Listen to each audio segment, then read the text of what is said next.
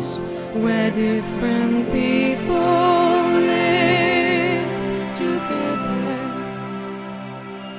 City of tolerance, city of hope, where you can be yourself, whether you are a second home.